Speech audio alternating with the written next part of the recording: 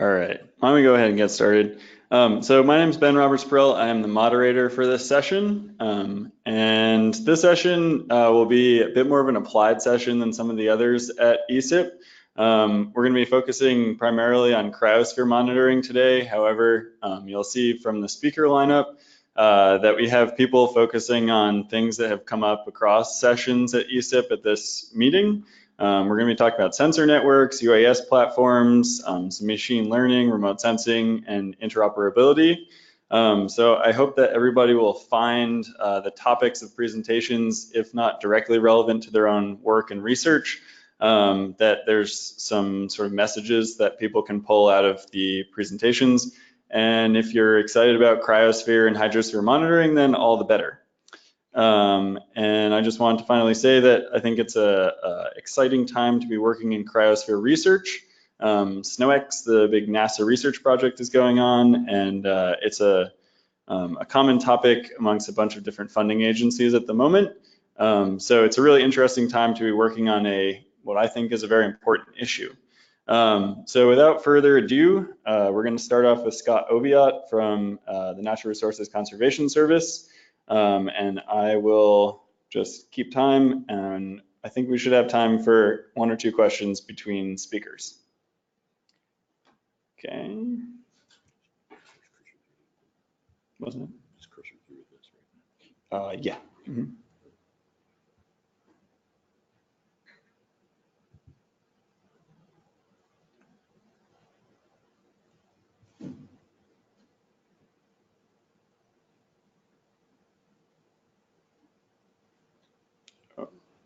Ellie, is that? Okay. Cool.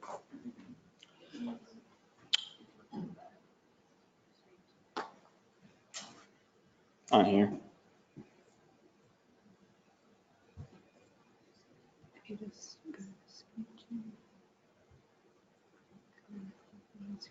Oh, right. Okay. All right. It's all yours. Great, thank you for having me today. As Ben mentioned, my name is Scott Oviatt. I'm the Snow Survey Supervisory Hydrologist for Natural Resources Conservation Service in Portland. We have 6 offices across the U.S. which have what we call data collection offices in our NRCS. I'm a supervisor of one. The other offices are in Anchorage, Boise, as well as Salt Lake City, and Denver, Colorado, and Bozeman, Montana. So I'm just going to talk in general terms. This is going to be a broad brush presentation today, just looking at some cursory items, just giving you a general overview of what we do. And hopefully it'll set the stage for some of the big picture science that some of the other speakers will relate to.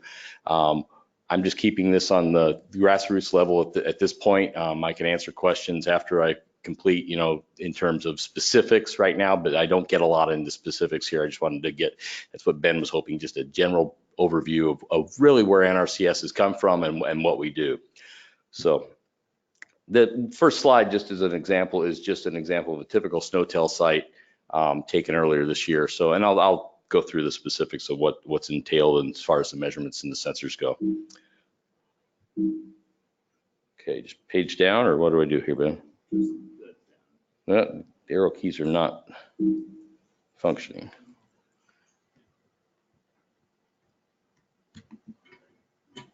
It should, okay, great, thank you. All right, so in brief, I'll just give a brief historical overview of how NRCS became involved in snow measurements.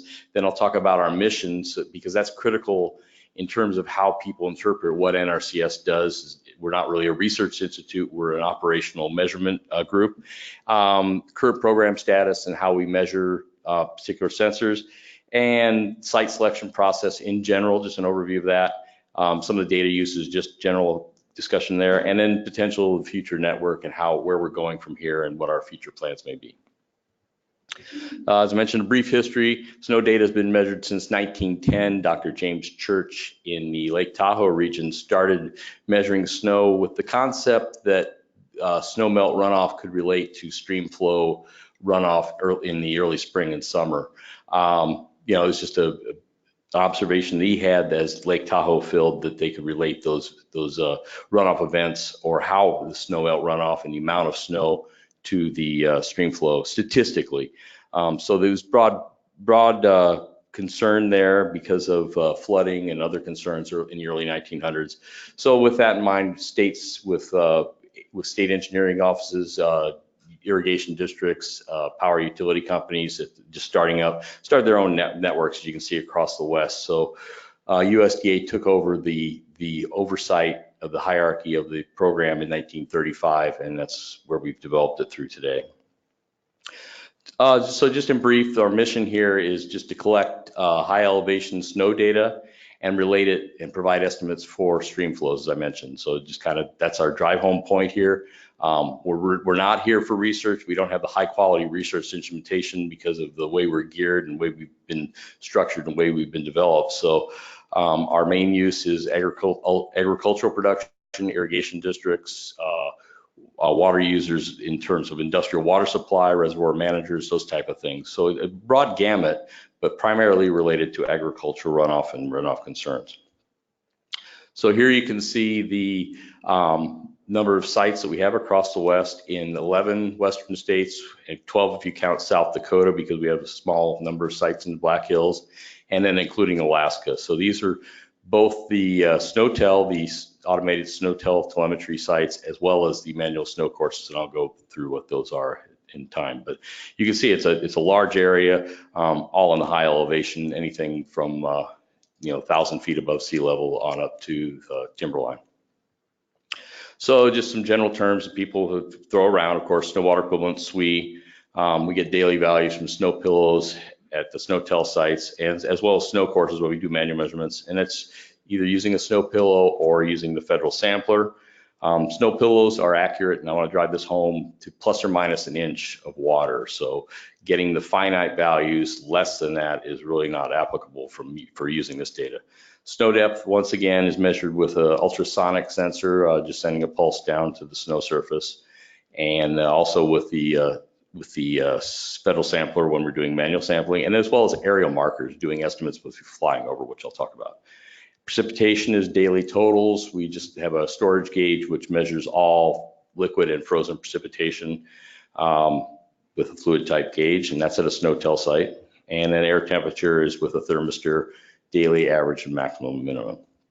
We have the ability to measure snow water content, as well as our soil water content, soil temperature, and some other parameters, atmospheric parameters. However, our infrastructure at this point is not highly developed to measure those and give an accurate reading is what may be represented in the mountains. If you're looking at it's a point in time, as well as your surface to where the sensor measurement changes, as we know, through the year with the snow level. So relating that to a 10-meter measurement in a non-snow populated area is not a good comparison or correlation.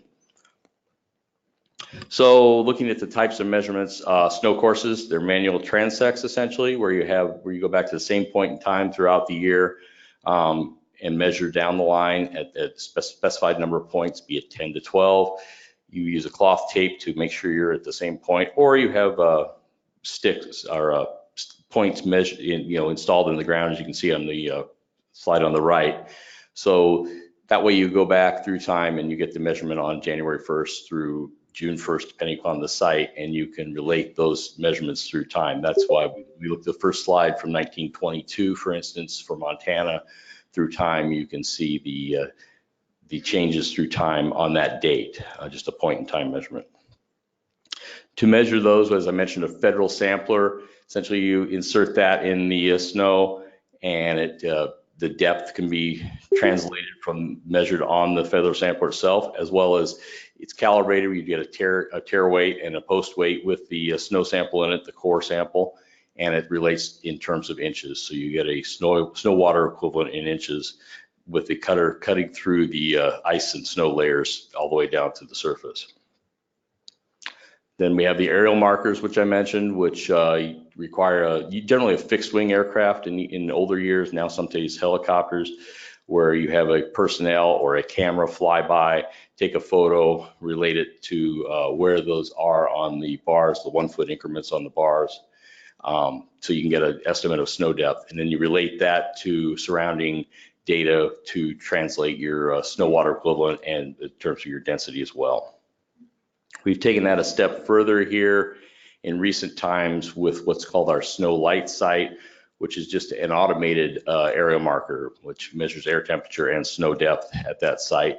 Once again, with that in real time, we can relate from the surrounding sites what the snow density or snow water equivalent may be with the snow depth reading. So it's still not a SNOTEL site. We're not getting real-time snow water equivalent data, but if you have approximate sites in the area, you can make those estimates and get a useful point there that you can use in your water supply forecast equations. Finally, our big key here, which is our primary bread and butter for NRCS and monitoring, is our SNOTEL site, stands for snowpack telemetry.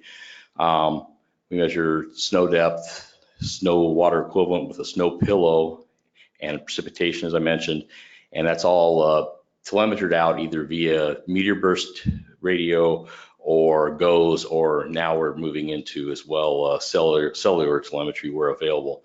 A lot of these sites are so remote that we still have to rely on the meteor burst, but satellite is becoming more of an option with the multiple GOES satellite telemetries, as well as companies such as Iridium, where we can tie into that network. So we're diversifying in terms of our telecommunications, but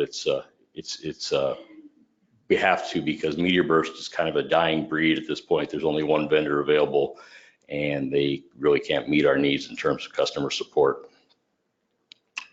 So moving into just general terms of how we select sites, our main goal in terms of operational aspects of NRCS is to replace all our long-term snow courses, as we mentioned, those sites which have been around since the 20s, 30s, 40s, 50s, and make them into SNOTEL sites. But we don't want to just take them out and put in an automated station. We install in approximate location, either side by side or an area within a quarter mile, and do a correlation to make sure that the statistical correlations between the measurements match up, because we want to apply those into forecast equations that we're using to determine downstream stream flows in the future.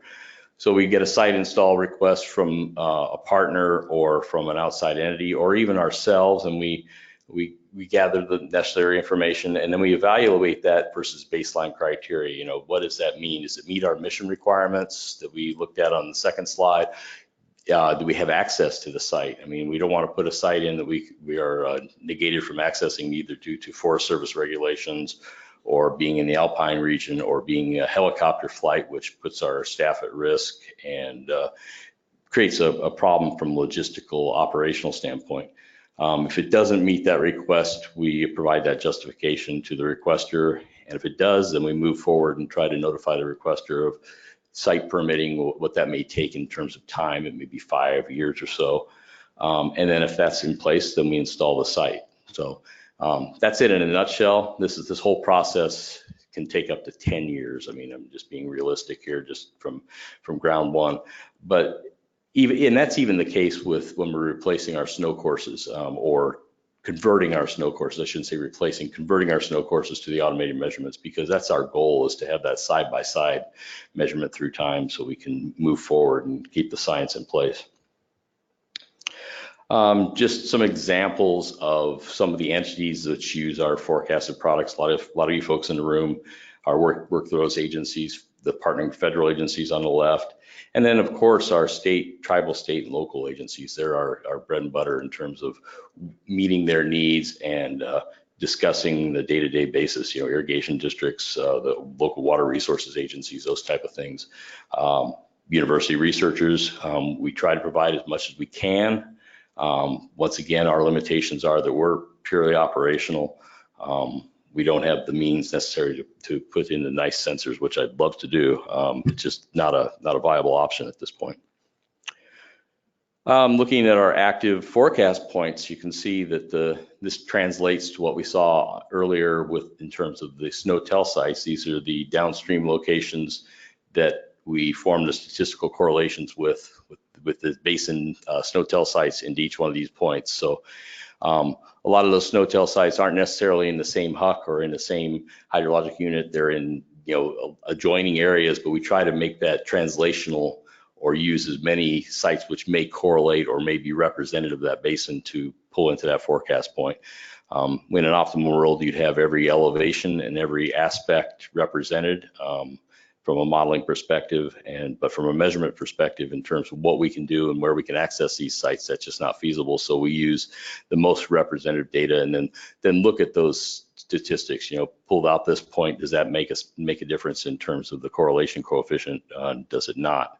So we have over, I think, 1,200 forecasting points, over 1,800 measurement points across the West and Alaska. Just looking at some of our products and examples, that's what we output here, and this is the goal of doing all this measurement data and providing it. Obviously, there's different platforms. You see other agencies sharing our data or using our data. These are our specific products that we support. We're always looking for 2 minutes. Okay, I'm almost there, so that's perfect. So these are just some examples. So I think it just gives you a snapshot, and we can present that. Finally, the main thing that Ben had discussed, he wanted to see what our future plans and challenges are. As I mentioned, converting long-term snow course to snowtail with that 10-year overlap, that's our goal, and it does come with its own set of challenges, just trying to get the permitting in place for the new sites, the automated sites adjacent to the historical manual snow courses. We're always pursuing with available funding, sensor technology and upgrades. I feel we're behind the 8 ball on that. We need to move forward on that, and we always are looking for outside support and outside ideas and how we can approach that, because that'll also increase efficiency with the data quality. We want to develop new methodologies for accuracy of streamflow forecasts. I mean, right now we're still using just standard statistics, one-to-one relationship more or less. We want to get into some physical modeling or simulation modeling down the line, because we think that can add value and can get into the more real-time realm, because the measured values at the snow sites are real-time. Why not be able to bring that into what that means in terms of stream flow in real time? Improved data product and display capabilities from the last slide. We want to get more things going that way. That's an IT challenge, and as we all in the federal government, that's definitely a challenge right now. And our biggest challenge overall is just in an operational network operating on single year appropriations. Oftentimes we don't get our funding available until April, and we have to spend that year's appropriation on obviously salaries. That's ongoing, but when we talk about equipment and supplies and upgrade materials, or for installing new sites, getting that in order and getting that expended by the end of that year. So from a year-to-year basis, it just doesn't meet our needs. So I think that's what I've got. That is all I've got. So if any questions?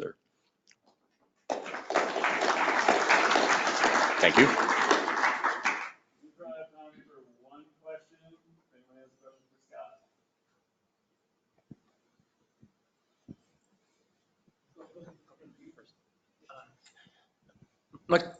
That was a great presentation. Thank you. My question relates to the data stream after the cross correlation, which I'm assuming you're going to use. Are the plans to start a new time series and say it relates back if it does relate, or is it to simply keep the same time series with a note to the user? In terms of when we convert from a snow course to a snowtail site, is that true? That is correct. Yes, we do what's called a back estimate. In other words, we do that cross correlation, and then we take that new data set and back estimate the old data set to that. So once we establish that that does in fact meet that criteria, and we've got specified criteria. I don't have that in front of me, of course, but we do have that information, and then we back estimate the data. Thank you. Great, thanks a lot.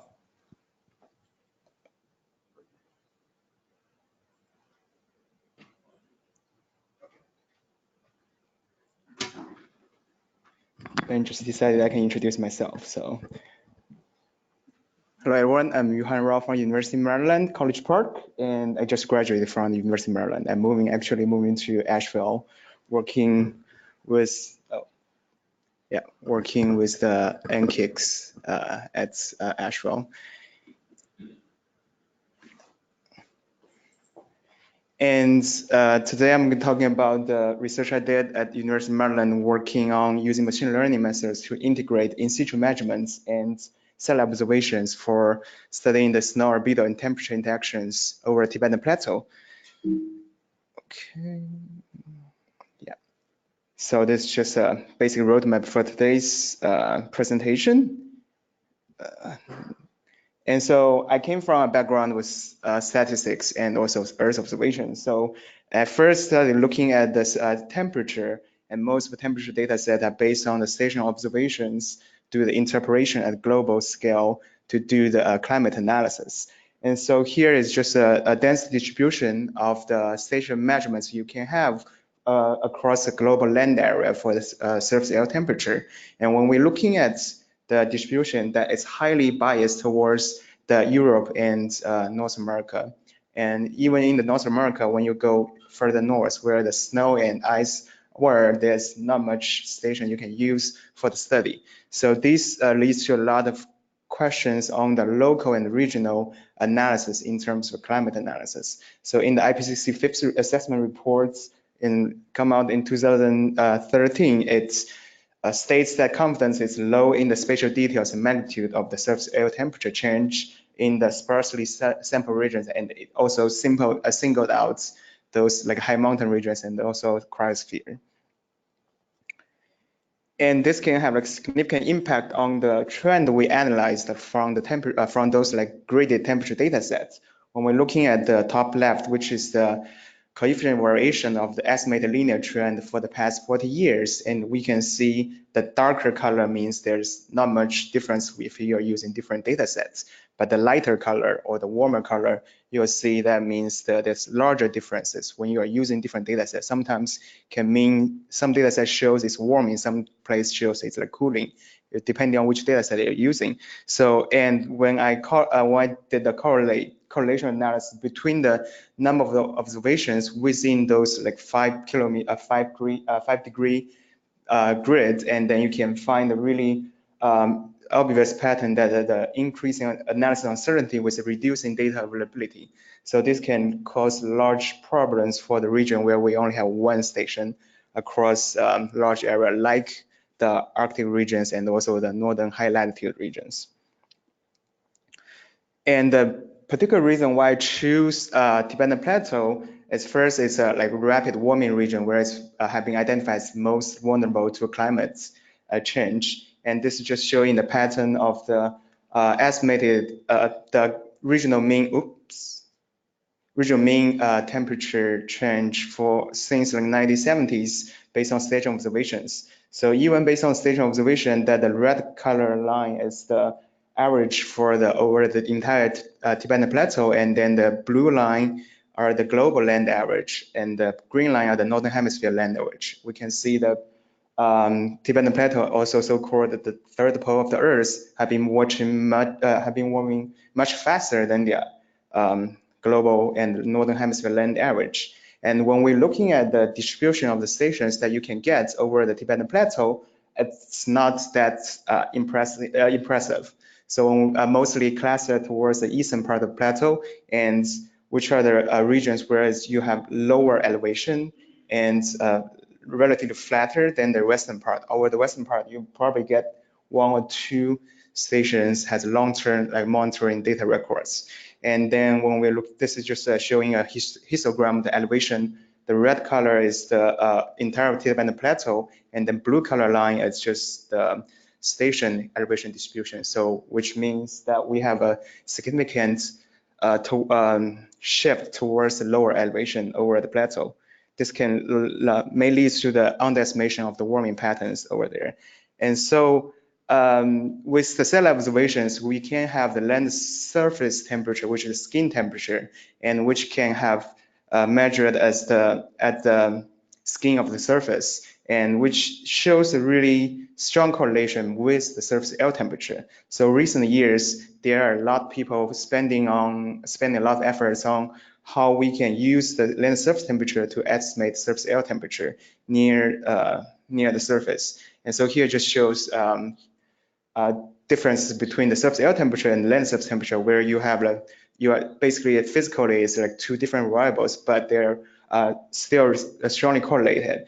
So some people using linear regression model and some people using machine learning based models to try to use different variables or the models to estimate surface air temperature, so we can create a spatially complete surface air temperature data set over the region where we do not have much stationary observations. However, the land surface temperature mostly based on the thermal infrared sensors, where you can only get data over clear sky conditions. Over the cloudy sky condition, where you basically have no data you can use to do the estimation. And this can lead to large problems over the Tibetan Plateau, where some studies shows that at least half of the plateau, where you have like 60% of the days over the year that you do not have observation on the clear sky conditions. So the purpose of our study is trying to combine the radiation products from satellite as well. So those products can be available both clear sky and cloudy sky conditions. So if we can find a way, try to build a model to incorporate both the land surface temperature under clear sky condition, as well as the all sky condition surface, the radiation products over the plateau, maybe we can find a way to create all sky spatially complete data sets. So this is the machine learning model I built up. So it's based on the Cubist regression model. Basically, it's a modified regression tree model. You separate your overall data set into different subsets based on a set of rules. And within each subset, you build a linear regression model, try to account for the nonlinearity within the data sets. So here, just showing results that we got from using 134 stations across the plateau and the model results. So we also, on the right side, which is density scatter plot for all observations, and then we can see a strong correlation between the station measurement, which is the x-axis, and the y is the estimated data set from our model. And then on the top, on the left plot is the clear sky only validation, and then in the middle is the cloudy sky only validation. So we can see, although the cloudy sky estimation has higher uncertainty, but it still shows like really strong agreement between the estimated and also the measured temperature data. So we feel quite confident at this point to apply this data to a larger area to do some analysis. So here we did some spatial comparison with some land surface forcing data sets from different entities, also from the land data simulation system from NASA. And the spatial pattern have shown strong agreement with the existing spatial complete data set, which means that our data set physically makes sense. There are some physical rules between the temperature and the elevation, also with the latitudes. When we average the temperature anomaly for the year 2000 to 2015 for about 16 years, the green line is the data, it's a time series from our estimation, and then red line is the data estimated from the station measurements, which is 134 stations over the plateau, mostly clustered on the eastern parts, missing a lot of the high elevation regions. We can see a higher warming rates over the plateau for the past 16 years.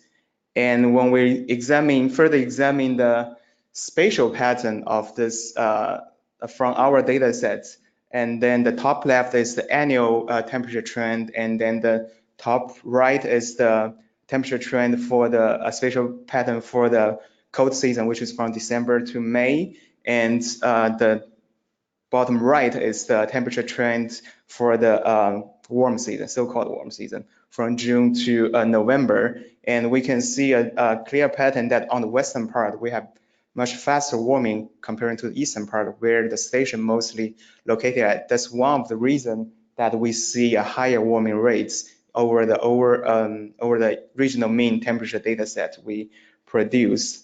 And this is just a comparison between the elevation and the spatial patterns of the warming rates.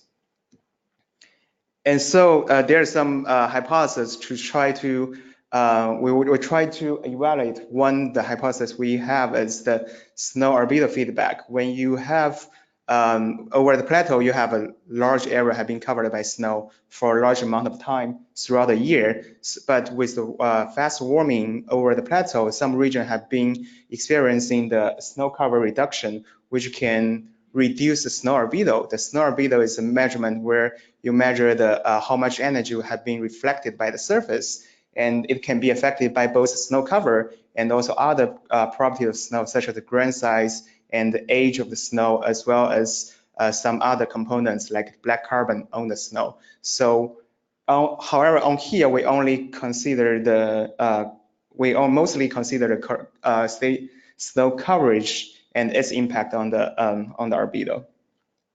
And so this shows the lagged correlation, the 1 month lagged correlation between the land surface air temperature estimated from our data set and the snow cover at this point. So we can see that large area of the plateau have shown a negative correlation between the land surface air temperature as well and the snow cover, which means that when you have a reduced snow cover in the previous months, so the next month you will have higher temperature based on this correlation analysis. So I should not say causation, so it's just correlation. And when we're looking at the snow coverage change in the past 16 years, also based on the data set we created earlier, we also created like 34-year snow coverage based on AVHR and MODIS data. So here, just showing a large part of the plateau have experiencing decreasing of the snow cover, significant decreasing of the snow cover in the past 16 years. And this spatial pattern can align well with the correlation map that we showed earlier, although the net magnitude can be a little bit different. And then we further examine the correlation between the snow albedo and the snow coverage to try to fill in the loop of the snow albedo, snow coverage, albedo, and temperature. And so the left two figure shows the average, the climatology of the snow data set we created. The top one is the data set, the climate data records from the Rutgers University, that it's coarser resolution. And then the bottom one is our data set we created 2 years ago and using AVHR and MODIS data. And so, and then we, on the bottom right is the main surface albedo we created at Beijing Normal University, where we have some colleague doing the global dataset production. And then the correlation between the albedo and the snow cover is really strong at this scales. And so this so the snow cover reduction can definitely cause the snow albedo reduction, because when you have like a darker surface and then the albedo will be decreasing, which you absorb more energy at the surface, will further increasing the energy you observe at the surface, will increasing the warming at the surface, because you have much more energy at the surface where can lead to the melting of the snow. So since I only have 2 minutes left, I will be summarizing the results. The first is that machine learning provides a unique opportunity to integrate the satellite observations with the in-situ measurements, try to create a spatially complete data sets, and especially for the region where we do not have much station observations. And then the long-term moderate, or like when MODIS and AVHR comes out, they call it moderate data set.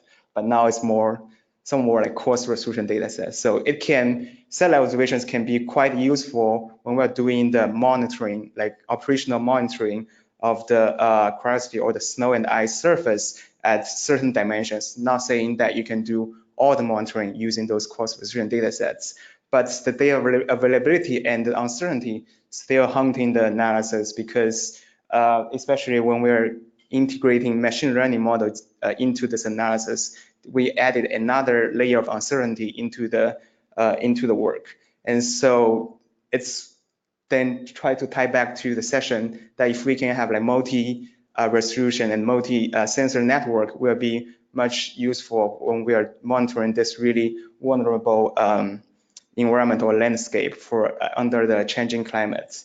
And then just eye candy, that's especially when you're doing machine learning work, that on the right, on your left, on your right side, yeah, you will see this blueberry muffin and Chihuahua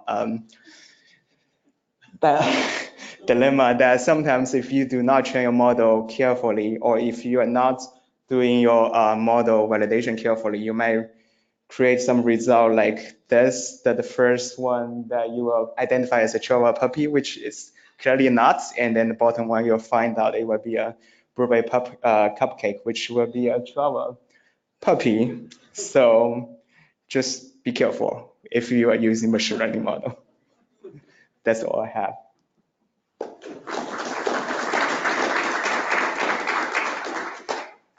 we'll have time for a question for you, Yuhan.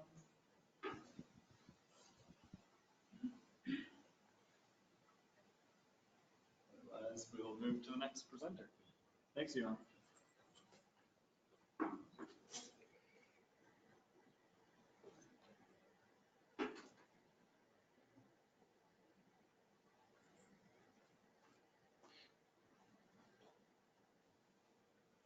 This. Thanks. All right. Well, it's hard to compete against puppies and cupcakes, but I'll give it a whirl. So it's the order of the presentations is really quite is good. So Johan really showed what the challenges at really broad scales, and also the realities of a limited monitoring network. And so what that limited monitoring network really does is that it confines where you actually have measurements or where you don't have measurements, and where your measurements can be potentially biased.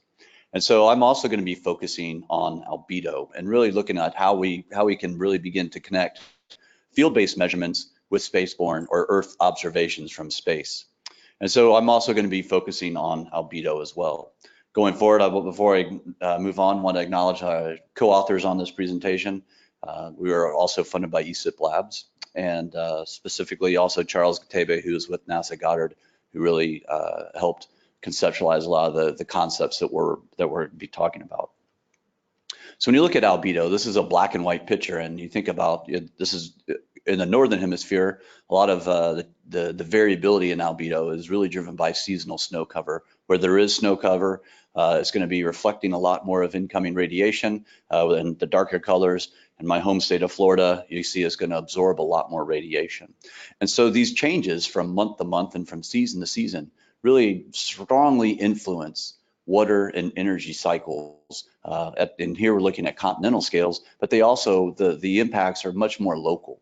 And so I work for Montana State, which is a land grant institution, and we work a lot with farmers and irrigators and really try to work with them trying to address their challenges and issues moving forward. So these Earth observations, they're all tied to, or they're all validated from this observational network that Johan introduced. And so this is what one of those stations look like. And although there's a lot of them across North America, they're limited to a fixed location on the Earth.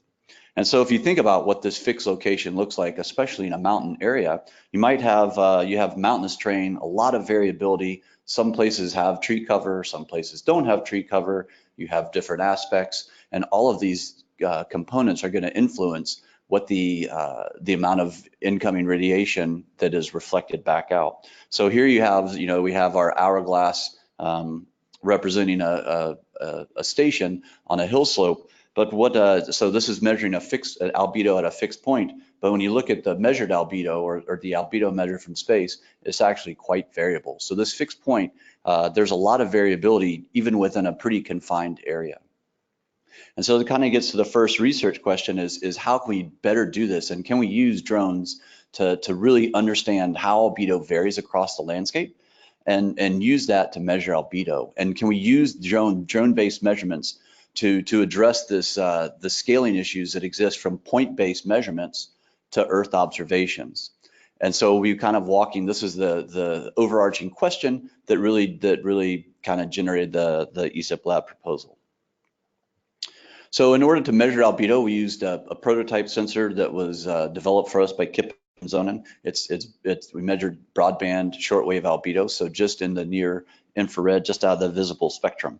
And so Again, this is about 25 millimeters and weighs about 150 grams. So pretty light, pretty small, but it was developed as prototypes. We really had no idea how or if it was going to work. But I didn't tell Annie that before I submitted the proposal. She was just there, she left.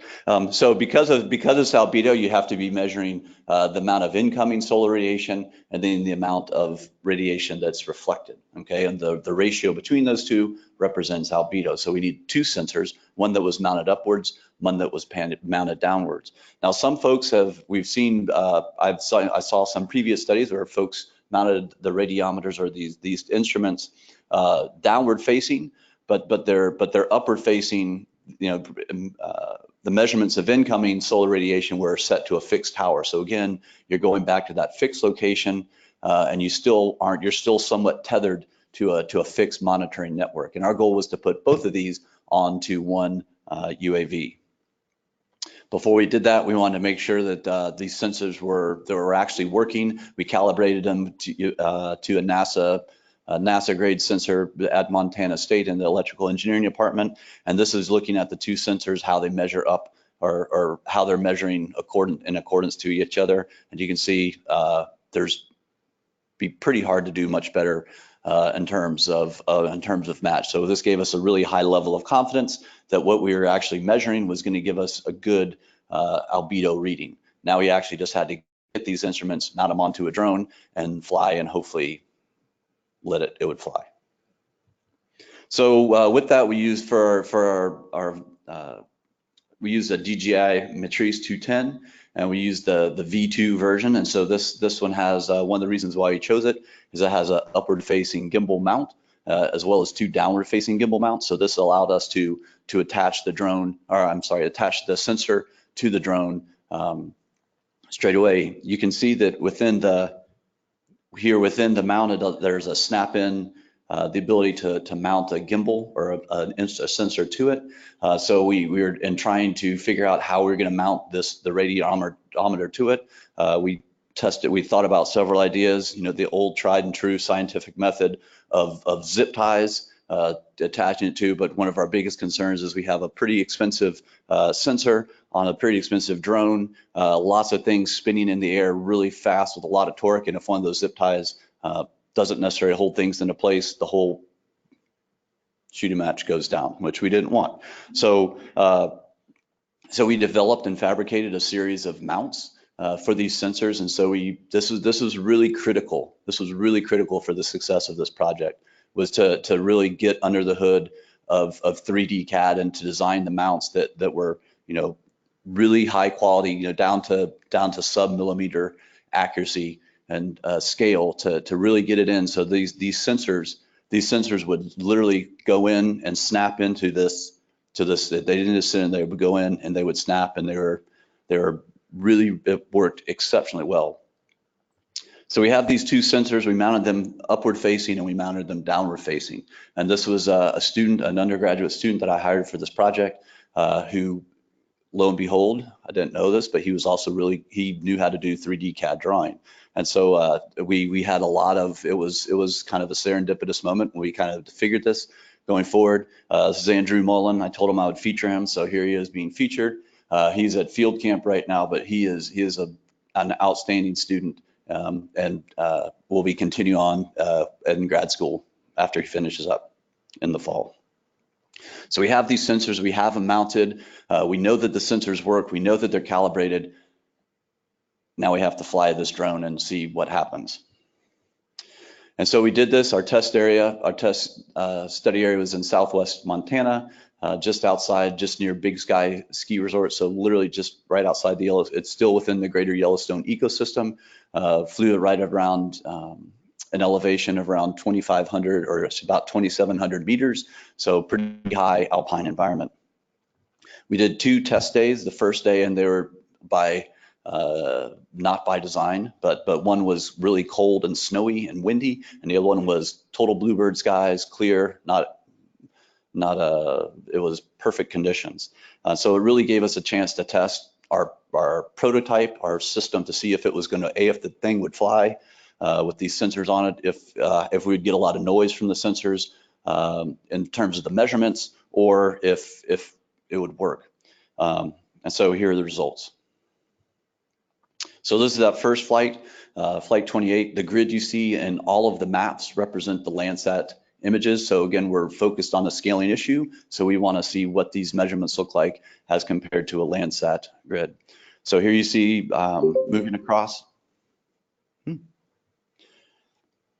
So this represents about this and total flight distance is about 1 kilometer. So we also wanted to see, you know, how the measurements change if we flew from a snowy meadow to an alpine forest. And so just using a simple geographic analysis, you know, digitize all where the treat areas, did a simple buffer, so kind of trying to encapsulate the edge effects as you transition from a forest canopy to an open meadow. There's going to be somewhat of an edge that the sensor is going to capture. So you'll see all these, and they're also color coded. So in all of the slides that you see, all of the open meadows will be in blue, all the edges will be in orange, and all the trees will be in green. And so what you can see in this slide is that within 10 minutes and over 1,000 meters rather, we got over 600 measurements. And you think about if you're out on the ground taking measurements, doing some sort of transects, this would take a long time to get 600 measurements. And we were able to transverse this pretty quickly, and it worked quite well. And you also see that our measurements make sense.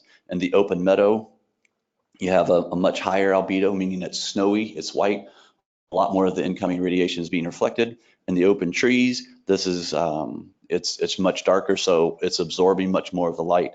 This anomaly here is basically where the drone did a U-turn, and so I was trying to figure out, like, this worried me initially, and then I figured out that we were spinning over the trees, so it geographically classified as meadow, but it was really over the trees. So this is more of a misclassification on my part.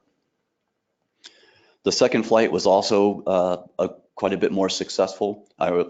Just as successful. We flew it a bit faster, so there's fewer measurements.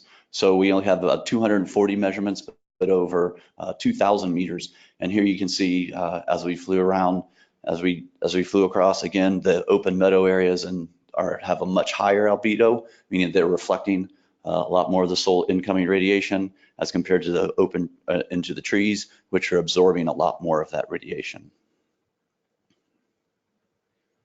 There's my arrows to diagram that I forgot to click through. So again, one of our biggest overarching questions was it's a scaling, you know, we're looking at scaling. How do these measurements and how do they compare to the Landsat image or MODIS data? And so we did all those grid cells that I showed were the Landsat grids. And so I simply extracted the Landsat data at the exact same points as our albedo measurements from the drone. And so this is very similar. It's the exact same plot, but where the circles are the albedos and the crosses are Landsat. And so these are exactly the same geographic location. The Landsat image is from one day before. But what you will see is that the Landsat image, where you have a high degree of variability within the UAV, the Landsat stays almost consistently. There's almost no variability across that domain space. And so this is for one flight, but if you look at all floor flights, this is exactly the case. So in this suite of plots, the upper four plots represent albedo, all the albedo measurements for from the UAV, and the lower plots represent all of the corresponding albedo measurements from the Landsat, the corresponding Landsat imagery. And you can see Landsat, not surprisingly, is very compressed. There's almost no variability, whereas the UAV is really capturing the variability that exists across the landscape. Not in general, but overall, the Landsat estimates greatly overestimated surface albedo, meaning that they're saying that a lot more radiation is being reflected back to the atmosphere than is really in place. The other component, we haven't gotten into this analysis yet, but you'll see with the UAV, you also have a Z component as well. I pretty much just showed you the X and Y, but you can also begin to see how those scaling issues, whether you need to do flights at 1 meter, 3 meters, 10 meters, or does it even matter? And so the answer question is, can UAVs provide address this scaling issue? And then the preliminary answer is yes. This is hardly a patented workflow. We're trying to figure it out, and we'll be flying quite a bit more within the next year.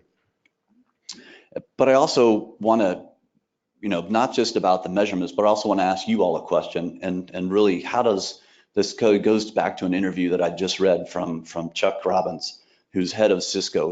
He's like on the forefront of where data is going and streaming. And this was his response to this question is, what is 5G going to do to these kind of networks? And basically everything we know is going to change. There's data streaming is going to just be revolutionized. And so as we begin to develop these workflows on drones, on UAVs to fly, I'm guessing within 5-10 years into the future, these data will be streaming right to the cloud, and all these processes will be happening on the go. And so far at ESIP, I haven't heard anyone speak about the challenges, the opportunities moving forward. So I ask you all to think about what that means and what we do, and so that we aren't playing catch up when this technology becomes online. So that's food for thought. So overall, the UAVs provide a much higher density of measurements. It provides thus the access to remote locations and also potentially hazardous terrain. We have to be worried about avalanches where we're at. Also allows you to get into the field, make a lot more higher density or more frequent measurements, and it gives you the measurements where you want them, not where they exist, not where those stations are. And it also allows you to have multiple field sites. And with that, again, I want to thank ESIP Labs for funding, and then Kip and Zonin for their help, and Yellowstone Club and the Yellowstone Club Ski Patrol for helping us out as well. So there you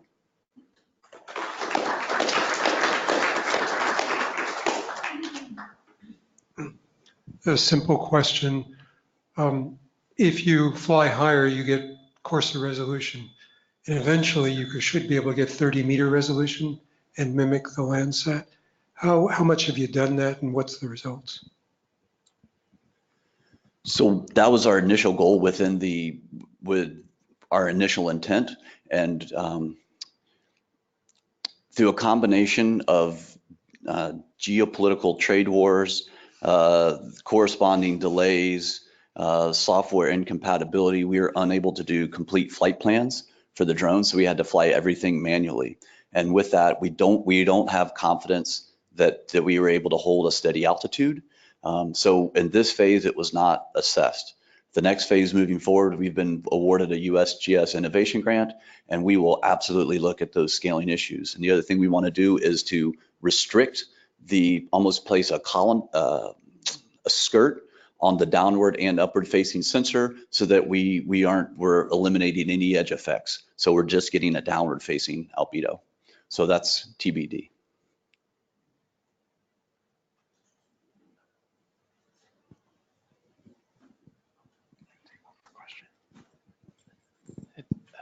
Thanks, Eric. That's great stuff.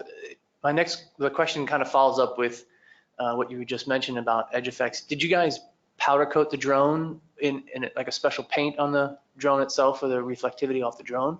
Right. So that was a big concern of ours. And so on that initial R² slide, you'll see there was two numbers. There was an R² when they're calibrated in the field in the lab, and then we mounted it on the drone and flipped the drone upside down, and we did it in the field the second time, and the R² went from a 0.9987 to a 0.9985. There's no impact. But again, I think the skirt will substantially, it will negate that completely.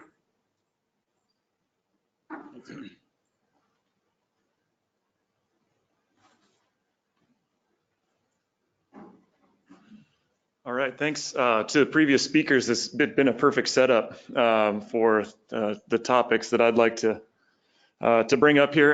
And thanks to Ben for organizing a great session, lots of germane topics.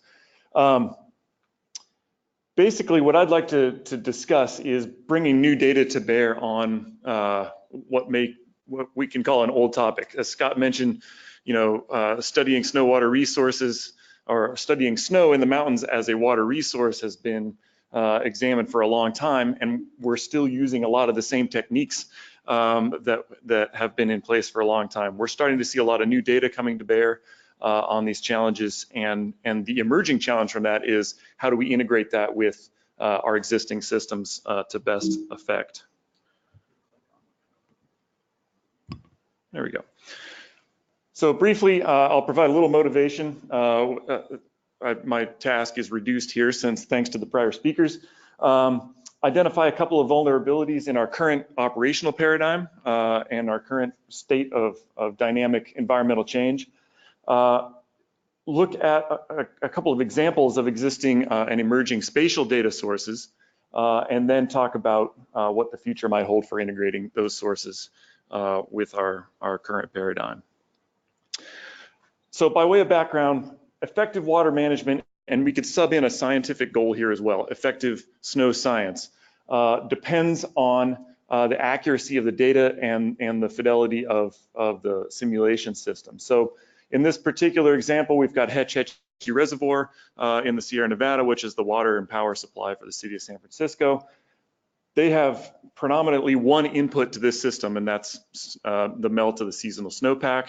Very little summer precipitation goes in there, so basically one input, snow melt, and then they've got three competing management goals. They've got to maintain in-stream flow for ecological purposes.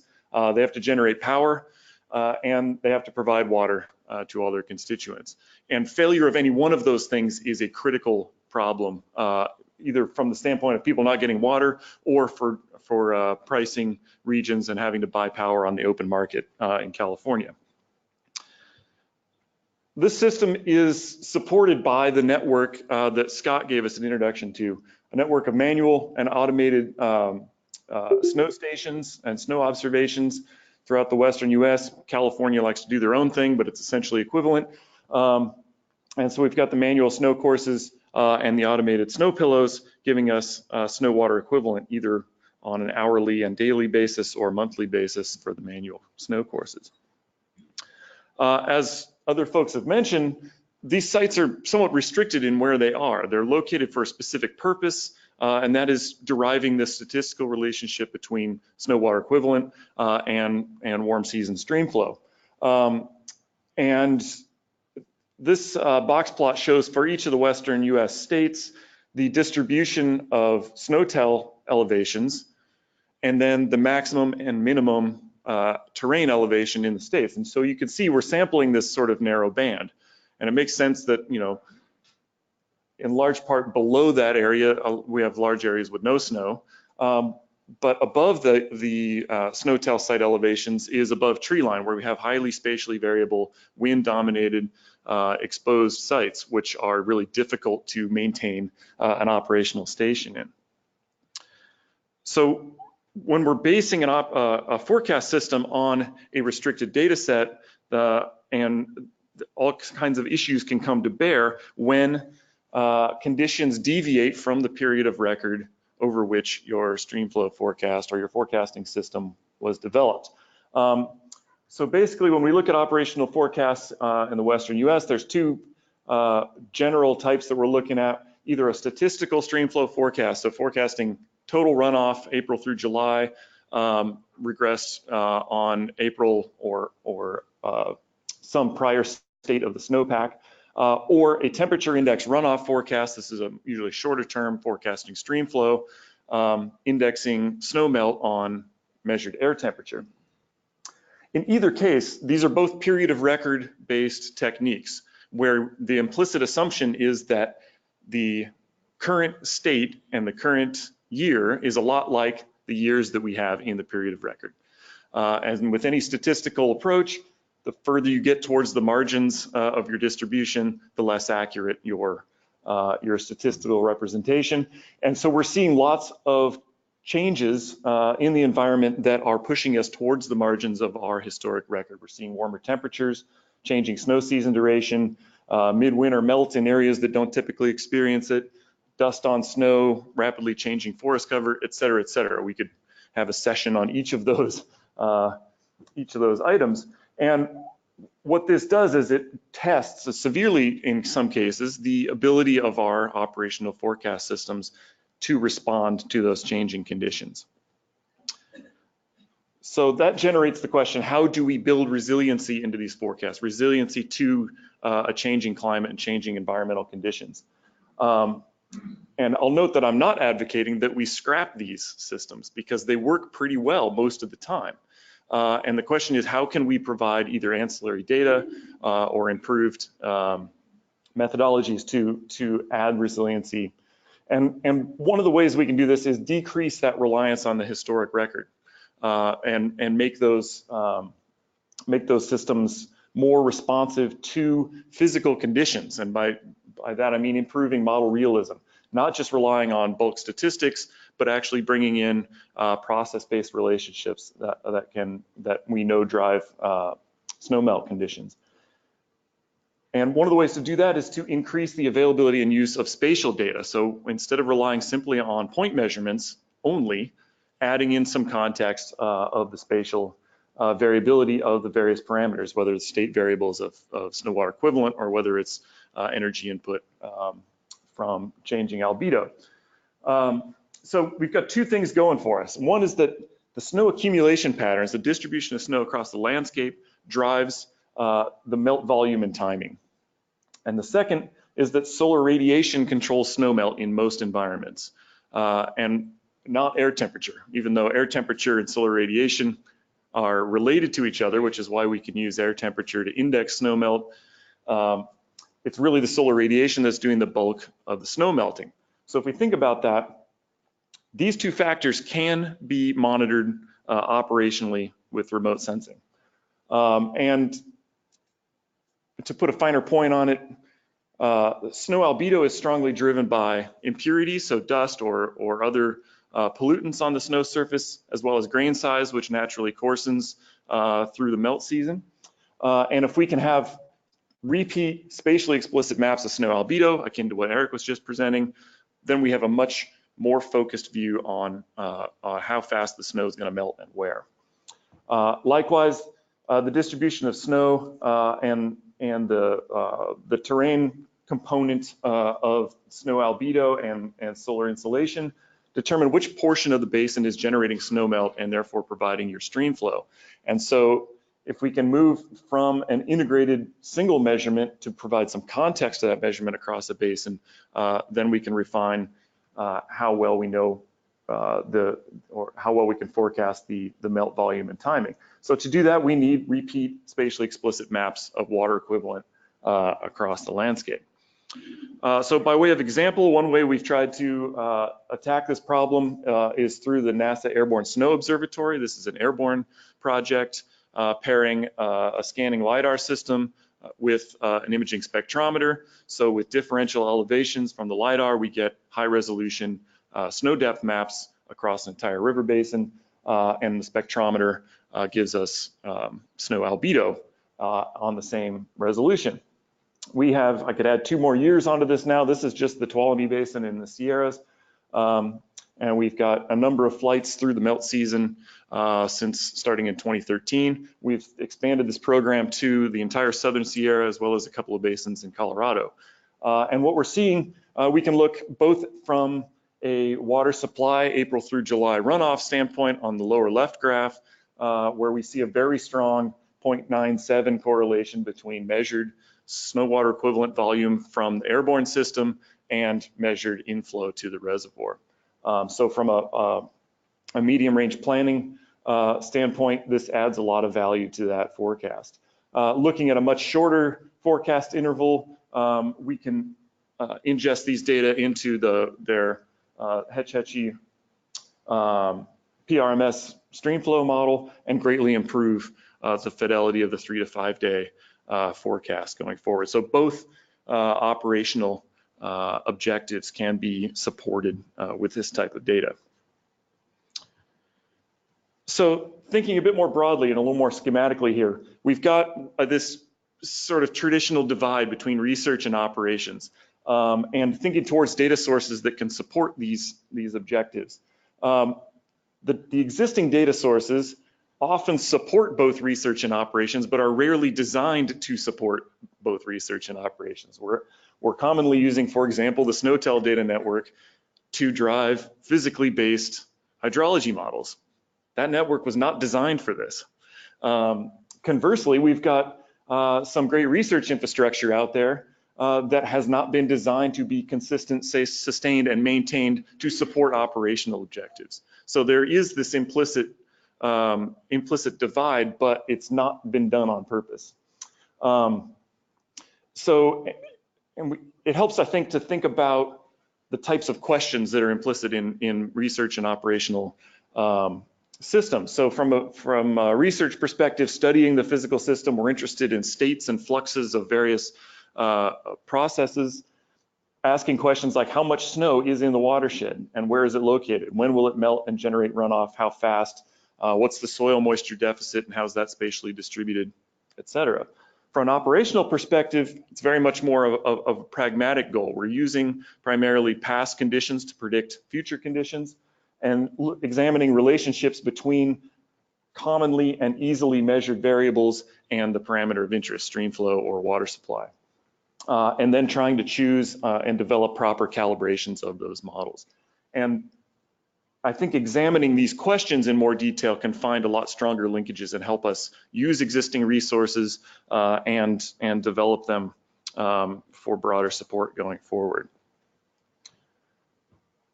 This is a challenging thing that has been done and we are doing, measuring a highly spatially and temporally variable Earth's surface process in complex and remote terrain. So even if you put the best darn station possible out there, the things vary enough spatially that it may not represent what's 10 meters away, and the thing will break all the time.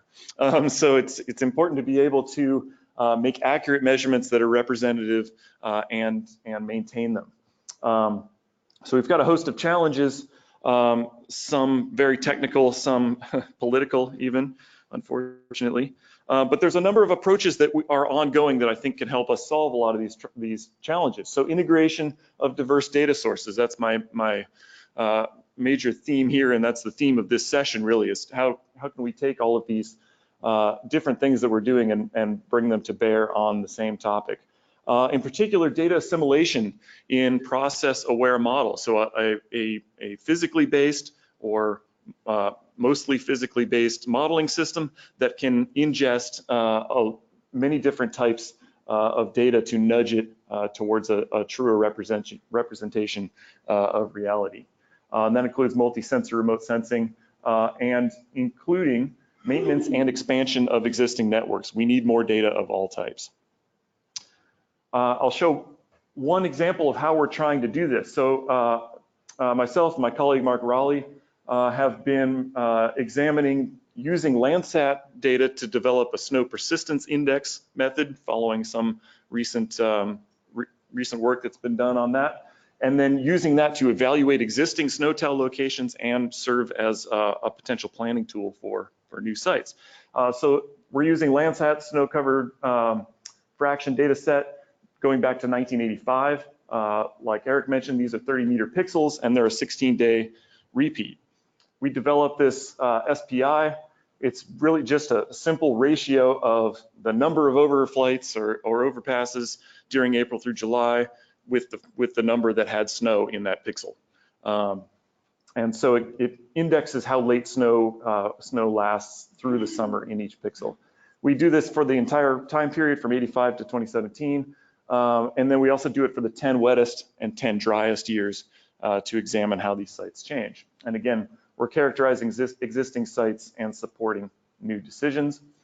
We take these maps, and this is for the Elk Mountains in central Colorado, looking at the existing snowtail sites, and we can say, okay, what is the snow persistence index for each of those sites, and how does it behave in those wet and dry years? And even look at the difference between the wet and dry years, that dynamic range being an indicator of how sensitive those sites are to variations in the hydroclimate. And looking at the results a little bit, this is Kebler Pass west of Crested Butte in the Gunnison Basin in central Colorado. This is showing that the snow persistence index for sites above 0.6. So we decided to shoot for the high end of the existing persistence range in the existing network. Only look at sites that were that or greater. We can also look at pixels that have a higher dynamic range or towards the high end of the existing SNOTEL sites as well. So we can mask out areas that meet both those criteria. We can mask out further based on some geometric metrics provided by the NRCS folks, saying you got to be this close to a road, et cetera. A lot of the site location choices that Scott outlined earlier. And then we can, probably can't see the blue in there, but look for sites that are below 10-degree slope. And all of a sudden we've reduced this really variable landscape down to a smaller set of pixels that we can go choose some sites and go visit them. So we're in the process now. We've narrowed this down to 2 different sites in conjunction with the local water users who are gonna pay for this site installation. And we're looking to put this into practice later this year. So pretty exciting application. So bringing it back to this broader point, adding value to existing data by integrating other data sets. So here we've got the Landsat snow persistence, 30 meters. It brings to bear a multi-decadal legacy of globally consistent data. The negative there is that it doesn't provide direct snow water equivalent measurements, although it's quite related to that.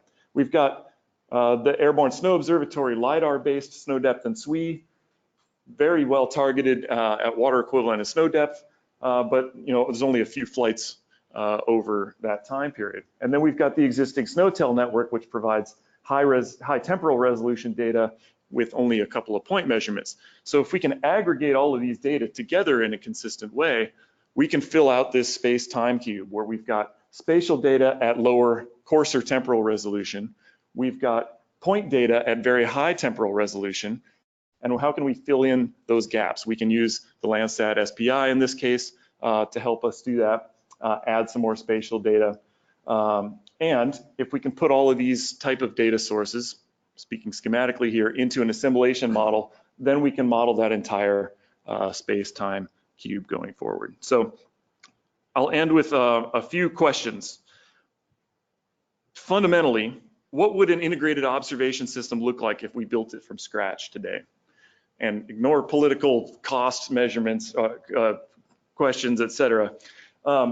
We would target our observations to particular parameters that we know are bear directly on the snowmelt system in this case. We would integrate diverse data streams with remote sensing, in situ, and process-based models. Robust data assimilation. So this is not only bringing measurements into models, but bringing in measurements of the uncertainty of those measurements into the models to allow a robust data assimilation. Like Johan was mentioning before, supporting machine learning applications. This is not a universal silver bullet, but any data system we design should be able to support those kind of applications because they have a lot of value in many applications. Supporting legacy data, maintaining existing data streams is critical. Bringing in different types of remote sensing. And then the last, but very much not least, the end user needs have to be paramount in any design. We need to understand that people are going to be using these data who are not involved in developing them.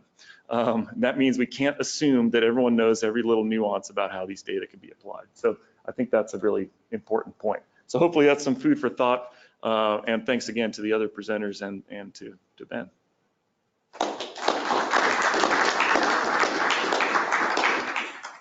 One quick question while I set up the next presentation. Thanks, Jeff. Thanks for the awesome presentation and the food for thought at the end. How, expanding that further, how would it play out across countries, regions, integrating data from different cultures? How does that tie in as well? Yeah, I think that's a really important point. I mean, we can see, heck, even just the California example is a good one. You can see you can see the line between where the California Cooperative Snow Survey and the NRCS data exist. And those are pretty compatible systems. And you think about transnational boundaries, that's a big issue. So, global data sets from remote sensing is an obvious one, but I think enhancing international collaboration, especially on the model assimilation front, where we can get consistent models that are nimble enough to ingest and track uncertainties in varying driving data sets, I think would be two primary ways forward there.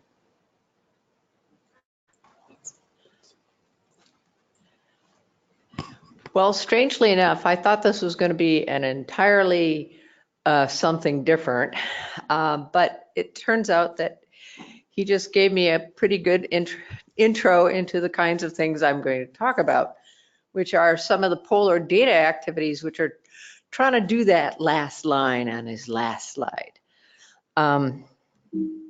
Oh, okay.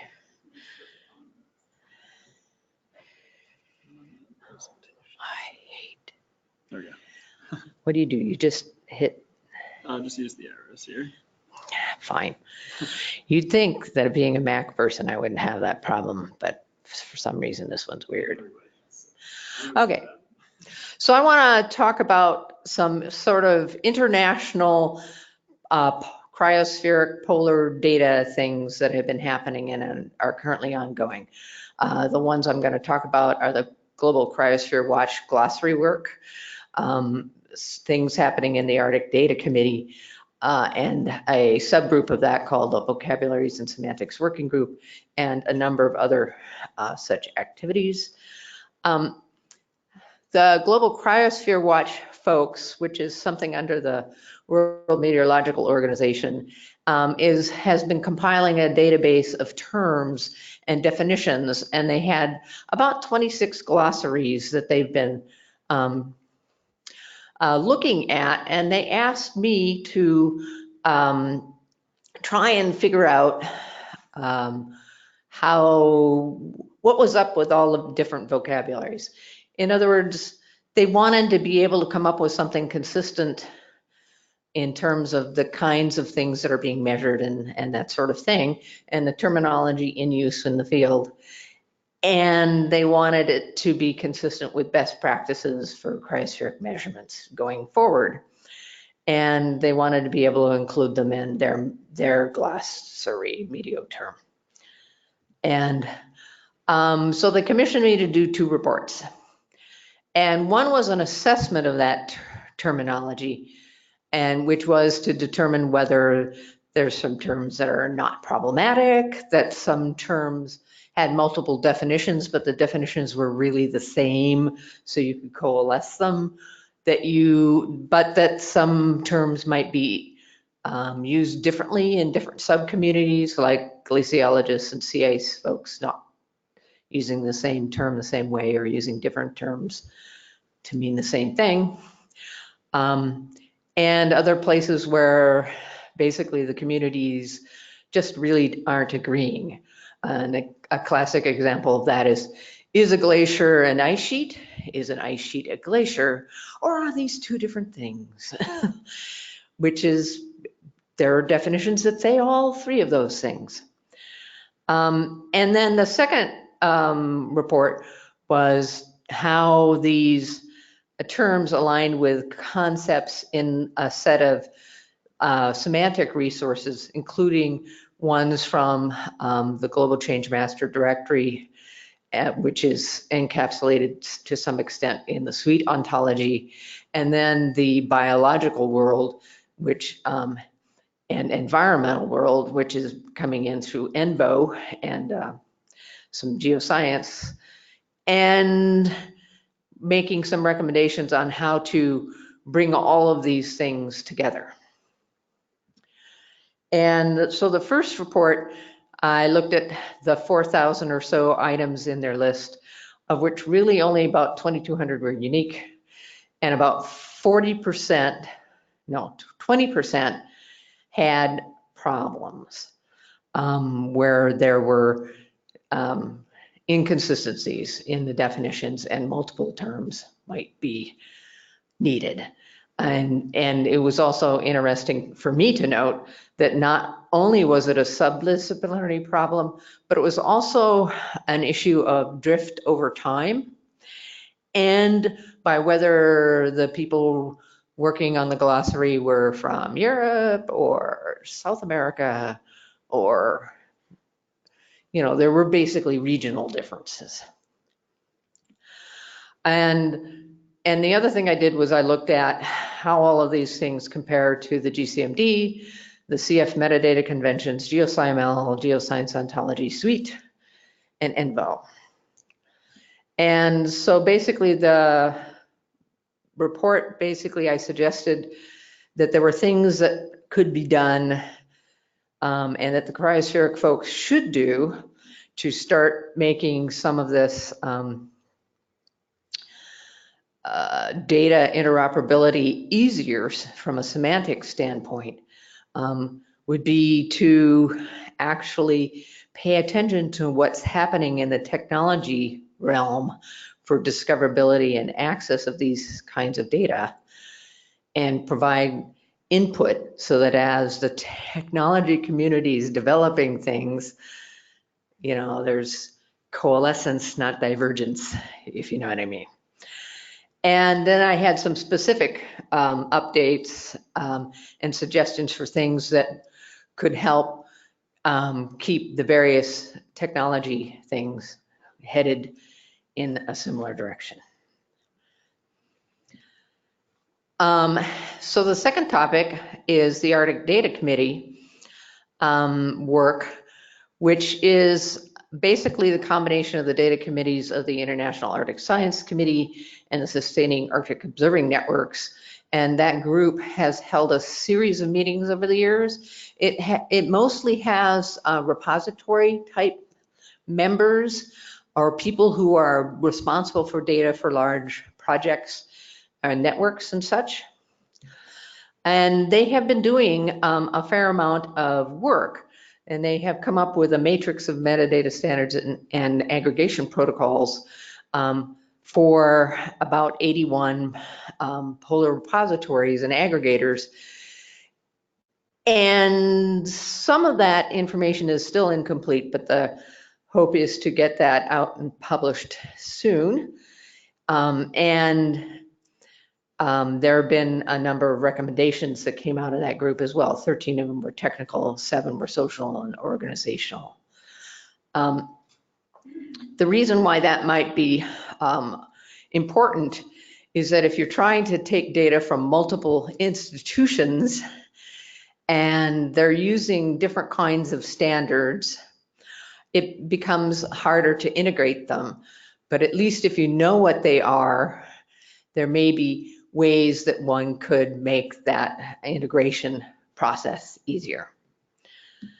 And so out of that group, the biggest recommendation of a technical sense was to have all the data centers implement schema.org dataset metadata on their landing pages, which actually helps raise the visibility of those centers and data sets in Google's dataset search and regular search.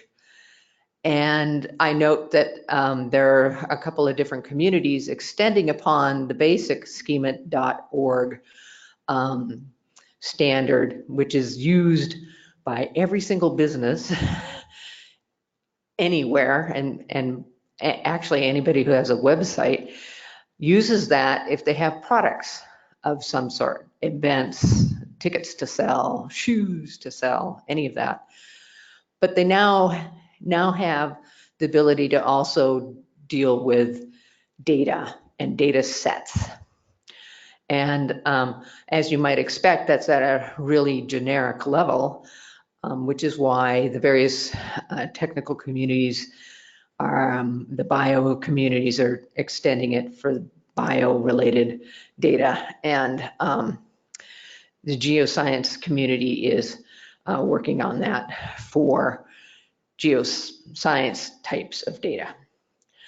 And the whole reason for doing that is that it allows federated search that can go beyond the abilities that, you know, Google and Bing will ever have for data, which has been a goal for a long time, to be able to go to one place and basically know that the worldwide holdings of cryospheric type data or relevant data are there and that you can find them.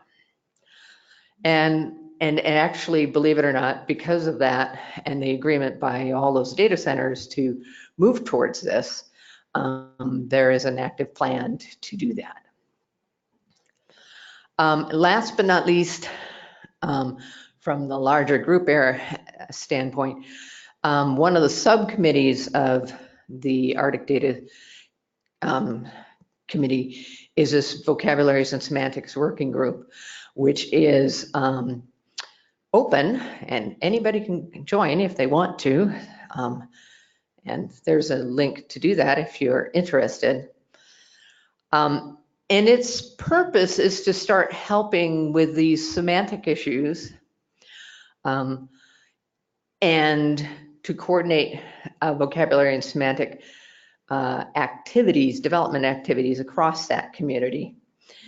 And more, and also to inform the polar community about some of the broader activities that are happening in places like ESIP. And so some of the things that group is doing is compiling a list of polar related semantic resources and compiling information on all the various activities that are going on out there, which by the way, there's a lot of them. And beginning to develop educational materials for data managers and some scientists on the implications of having, common terminology, controlled vocabularies, and why they might be important for helping, for example, make instrument data and model data more easily integratable. And so they have monthly telecons. And some of the other activities happening are that there's this organization called the Research Data Alliance, which is worldwide and discipline agnostic, which is also working in the schema.org world, and more importantly, working on semantically standard naming for measurement parameters. Because if your measurement parameters are named all the same thing, you have less time spent on determining that this temperature here is really that T over there, and those sorts of activities which take up a lot of time currently when dealing with combining data sets. And ESIP itself has a Semantic Technologies Committee, which currently has a ontology repository for earth science related ontologies and vocabularies. And it has a semantic harmonization cluster, which is working to harmonize sort of the NASA GCMD suite world, which is, a lot of physical science with the biological and medical type world through the Obo Foundry kind of world. And that's happening through another series of monthly telecons. And as of yesterday, there is a new geoscience on schema.org cluster under ESIP, which is aimed at providing recommendations for implementation of these for all geoscience repositories. And that was it.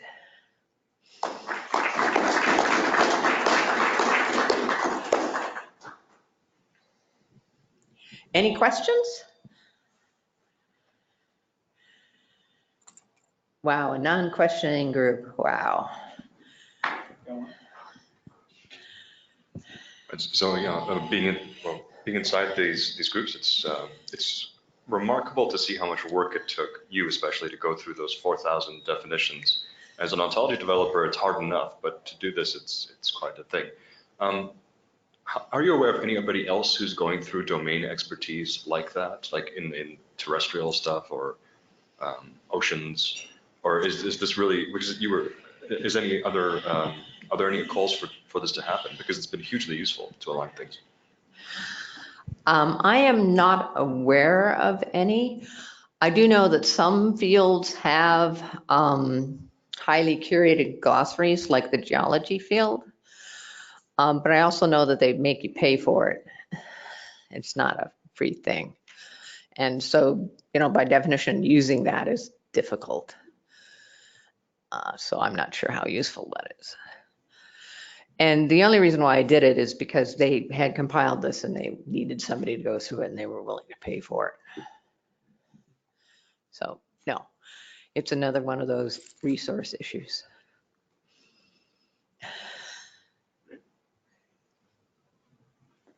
Thanks, Ruth. Thanks, everybody. I'd like to extend a thanks to all of our speakers today. It was a very interesting session.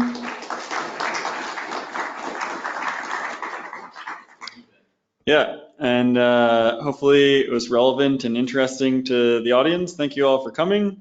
And we'll be around for a couple of minutes if people have questions. I think this was a good sort of summary of a lot of issues and things that have come up over the ESIP meeting, relevant to cryosphere research, but I think also relevant to many other areas of research that people are in domains here at ESIP. So thanks a lot. Enjoy your lunch.